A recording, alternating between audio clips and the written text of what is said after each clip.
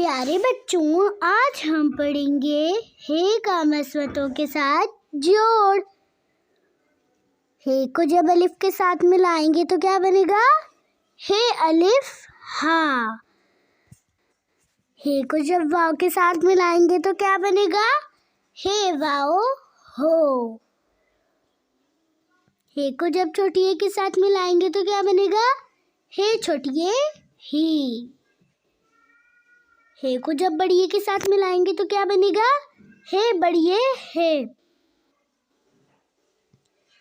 आए दोबारा पढ़ें।